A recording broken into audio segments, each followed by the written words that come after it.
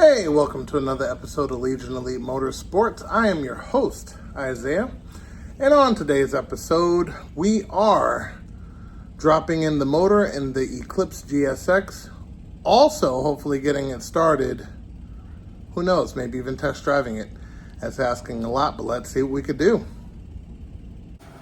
Okay, so in the meantime, while we've been gone, I put the oil pan on and I put the rear main seal on. Brand new gasket, ready to rock and roll. I got this loose just in case we need to make some final adjustments. And yeah, she's ready to go in. So we pulled out all of the goodies outside. We're gonna place the motor on this guy. We're gonna bolt up the transmission, flywheel. And look who is out of the shed, or mainly the trailer, is the GSX. It's been in hibernation mode. This car hasn't seen water or sun in about a year. So, yep, she's out of hibernation. Last thing we did to the actual car was the hood shocks, which work perfectly, as you can see. And after we put in the engine, we'll finally be able to basically tighten this up so it won't be so hard up against the body there. But yep, so far so good. We're gonna clear out some room so we can drop the motor in, and yep, she's ready to go. So I'm excited, about to get this car back alive. So hopefully, if everything goes to plan, it'll be a simple process. I also called a couple buddies to help me with the installation. So yeah, you get to listen to the silly stuff we talk about as we work on these legends. So, yep, first things first, we need to take the engine off the engine stand. So I'm gonna pull out the engine hoist and we're gonna get it done. Also, this is a little early, but I plan on upgrading this oil cooler because after, X amount of motors that mess up and shoot metal all through the oiling system, you can imagine how much is collected in that oil cooler. So we're going to change it and upgrade. So let's get the radiator out of the way. And let's see if we can pull this one out and see what we got to put in. And there is the original oil cooler. Nice sizable unit. Definitely could do the job. But in racing application, we want to go a little bit harder power-wise. So we're going to take this one out and pop a new one in. Okay, we rolled into nighttime again. So, I did the piping the opposite way. This one was rusted, so I had to bend it out of the way. But, in general, I'm pretty sure you take it out through the front, but I want to take it out through the back because we are going to need to size up and maybe delete this whole bracket for the new oil cooler. So let's get it out, take a look, and see what we got. And also, before this whole thing comes out, there's a bracket right there that holds a 10mm. You pop that bad boy out, then the line lets loose and you can pull it through. So I'm gonna pull this one through and we should be good to go. All right, and here she is. Original oil cooler out. And we're coming in with the new stuff. Okay, so clearance that tab and this one at the bottom, as you can see there. Basically, let me show you what we're putting in. Okay, we are running a 30-row 10AN oil cooler. Probably not going to be able to fit the fan, but it's big enough so you get the point. So we're gonna run the 180 lines that'll come from here, loop down, and then go underneath the bottom through the factory holes, We're gonna hit this with the L bracket right here, so we can bolt into this metal. And then we're gonna drill the bottom, so we'll have some support down there, and then we should be good to go. Radiator should fit in the factory position. We're gonna go ahead and take this guy off, and then, yeah. So we're gonna go ahead and upgrade to this. All right, so that is how it's gonna be mounted. And we have plenty enough room to add anything we need to add. And yeah, that's looking good. That is looking good. So yeah, we got a 30 row. And yes, because of the capacity of this oil cooler, it's gonna be a little bit more volume added to the engine system in general, which is my goal. That's why I went with the 30 row instead of the original. Also, we're going 10 AN lines instead of original size, which I believe is 6 AN. Correct me if I'm wrong. But yep, so this will give me the extra cooling I need. So that should be good to go. Okay, so we got it up on the engine hoist. Now we're gonna take the stand off and start working the flywheel and all of that good stuff. Then we're gonna drop the engine down on this guy, probably with the extra piece of wood, offset the transmission, and then we're gonna bolt on the transmission with new bolting hardware. So let's take this down first and work on that flywheel. Okay, so we have the pressure plate, which I'm probably gonna get a lot of flack for running this type of clutch, or rather this pressure plate in this kind of a car, but this is actually temporary because I do plan on going twin disc, and this whole setup is gonna go bye-bye. But in the meantime, at least for braking and getting some power started, we're gonna use this clutch here. All right, so, all right. Come on, one-handed. Oh, the little dials are holding it in, dowels. All right, let me pop this sucker off and we'll take it from there. Okay, so, the whole surface has been, the whole flywheel has been balanced to that crank that's in that engine. So the machinist was telling me that basically while he was putting these screws in, they were a little too long and they weren't tightening all the way down. And these were the bolts that I got with the engine. So to remedy these not being the proper length, we got the ARPs. So we're gonna pop these out, and then we're gonna get our ARPs ready and pop those in. Now, just like I said, this whole flywheel was balanced with the crankshaft. There's only one way to put it in with the dowel, so you can't get that wrong. So we're gonna take these, and then we're going to pop these in with this guy and move on.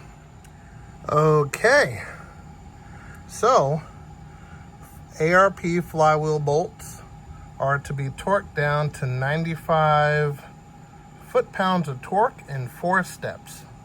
So we're gonna do that and be right back.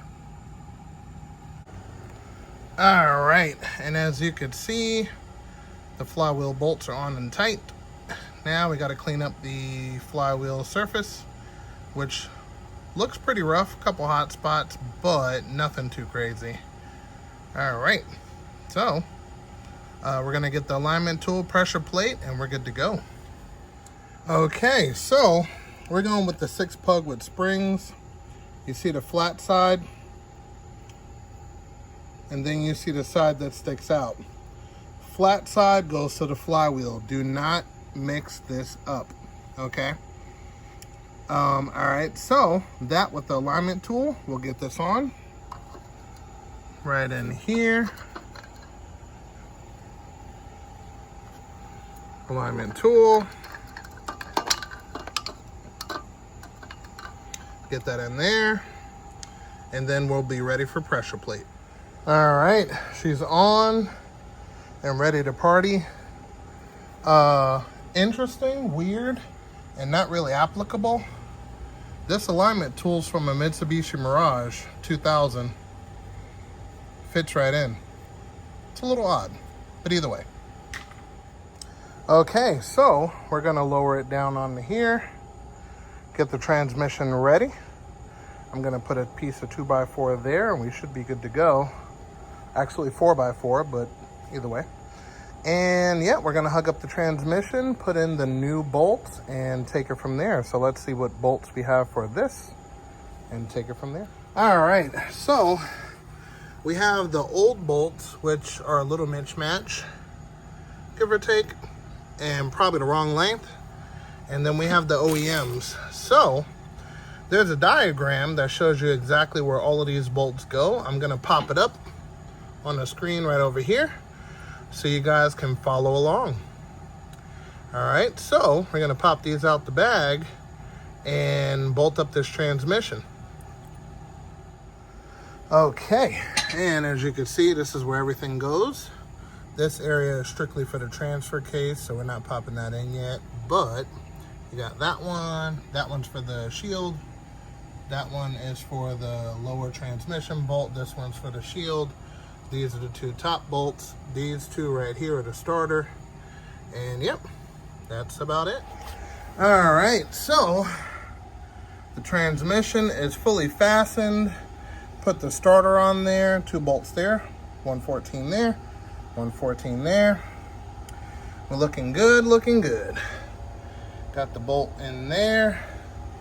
Yep, so that's pretty much all we could do for now. I even got the little 10mm there and the bolt down there. So yep, we're good to go. And yep, we're gonna get the festivities ready for tomorrow, and that is complete. Okay, due to the fun and festivities, we actually missed lifting it up in the air part, but we got the transmission mount on. We're working on the rear currently. Then we got this guy and then the front, and then we'll kind of take it from there. But we got Velowski on the scene. Yeah. Say what up to the people. What's up, everybody? Hope your day is cooler than right now. Yeah, we're boiling like peanuts. But yeah, so yep, everything's coming together. And then last but not least, we're gonna have to plug everything up on the car, fill up fluids because there's no engine oil in here, no gear oil. So yep, lots more to go. So stay tuned, we'll be back. So oil cooler lines are ran. I'm gonna lift that up. Boom, boom, that one there, including these guys right here. You got a grill at your shop? You got a grill at your shop? And yep,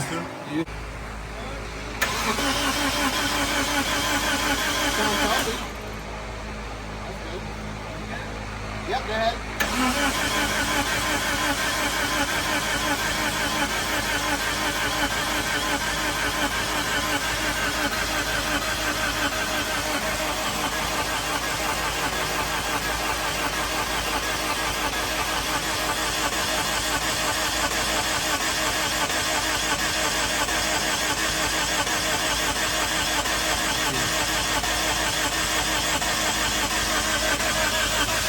Hey.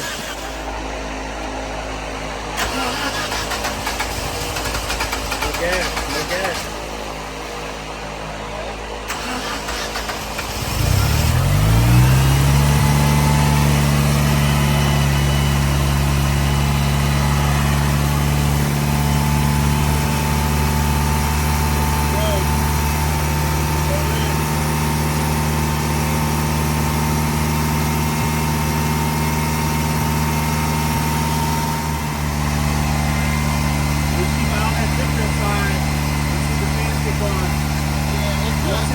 real fast snap, we'll cut it off and we don't put air in the system.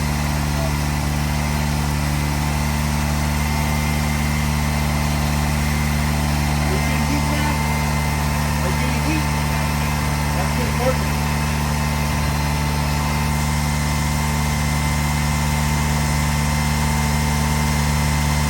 The temperature's like below. That's fine, you're getting heat when it's working. Yeah. I'm going to hit the cancel on. Me too.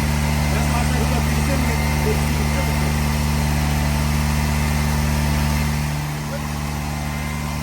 We'll keep an eye on that temperature side. We'll see the fan stick on. Once it gets real fast snap, we'll cut it off and we don't put air in the system.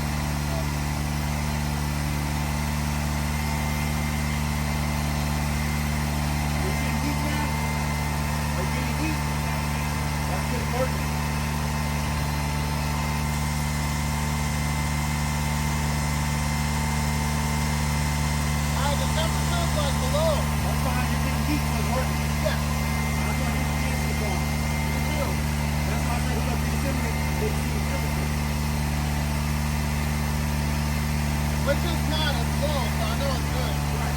So yeah. But it'll come on in a second now.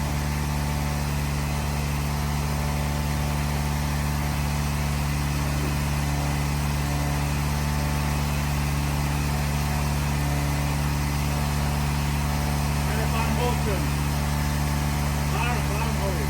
Nice. No, is it warm? Yeah.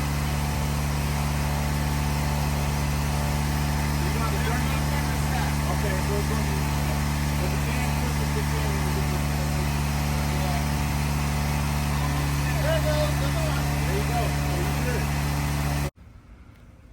Okay, so I did a horrible job of recording. We were actually in here getting it done. And speaking of getting it done, this is what we ended up with. Complete.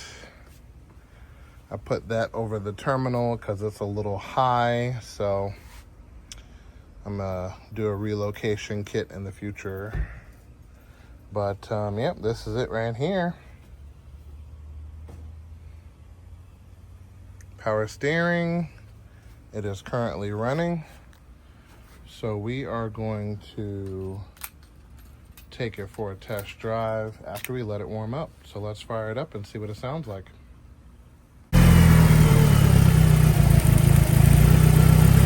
There she is.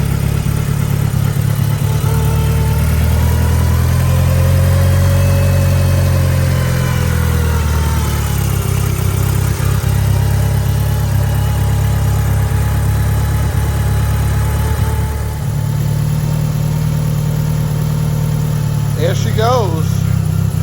So she's running. I haven't plugged in the DSM link yet, but everything seems to be running pretty good. So gonna let her warm up and then we're going to take her for a spin.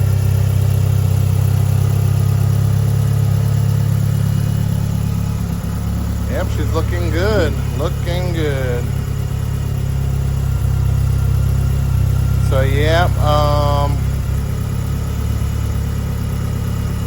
everything is still original 1990 equipment here. So transmission, transfer case, rear end is still three star instead of 4. So lots of upgrades to come in the future, but it's a good start.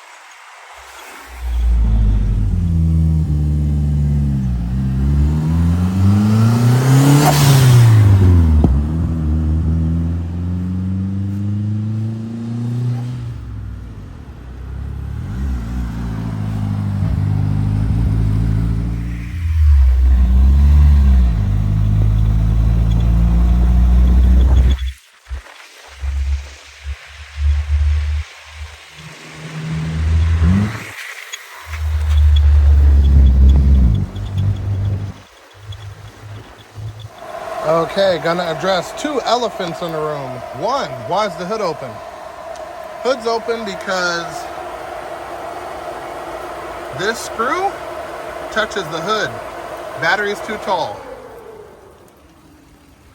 Proof right there. So, second elephant in the room. This front lip, I've only put it on here temporary just to see how it looks. And I got such positive reviews that I ordered a kit that's gonna repair this whole thing and it'll be bolted on permanently. I use self-tappers as a temporary type of thing. So I ordered a full nut and bolt kit that is going to make this thing pretty much damage proof unless I rip the whole lip off. But so far, so good. And with that said, we're gonna call it an episode right there. I am proud to say she is alive, running, and kicking. I can't go too crazy on it yet. It's still on its break-in oil, so have to keep the RPMs below 4,000 and take it from there. I am actually going to change the oil before I do the front lip and everything. So, yeah, stay tuned for that. Coming up in a couple episodes, we'll see. But with that being said, make sure you check out legionelitemotorsports.com. And remember, guys, knowledge is power, and I will see you next time.